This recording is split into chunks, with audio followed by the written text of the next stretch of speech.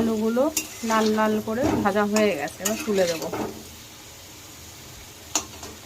আর ফোড়নে নিয়েছি শুকনো লঙ্কা, গরম মশলা মানে দারচিনি, লবঙ্গ একটা আর 2টো এলাচ, ঠিক আছে।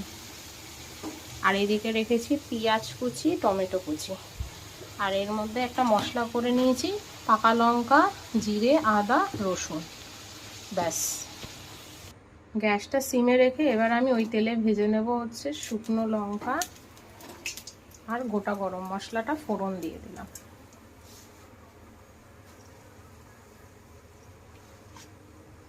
এবার কেটে রাখা, ব্যাস গন্ধটা ছেড়ে গেছে, এবার কেটে রাখা আমি পেঁয়াজ কুচিটা দিয়ে দেবো।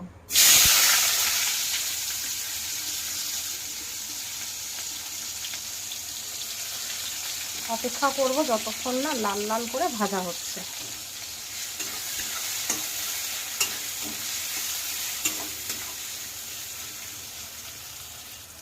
আমি দিয়ে দিয়েছি টমেটো। পেঁয়াজটা যখন একটু নরম হয়ে আসবে, এই যে আমি তখন টমেটোটা দিয়ে দেবো, দিয়ে একসঙ্গে ভাজা করব।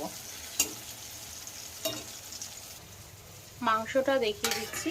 এই আমার মাংসের কোয়ান্টিটি, সিদ্ধ করে আমি এটা আলাদা বাটিতে রেখে দিয়েছি, নয়তো প্রেসারে রাখতে বেশি নরম হয়ে যেতে পারে।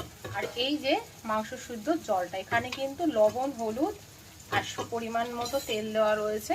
তো আমি যখন মাংসে মশলাটা কষাচ্ছি, এখন লবণটা কিন্তু আমাকে অ্যাডজাস্ট করে, আর হলুদের পরিমাণটা আমাকে দেখে দিতে হবে, যাতে অত্যাধিক হলুদ বা নুনে না তৈরি হয় জিনিসটা, মানে লবণ বেশি না হয় আর কি।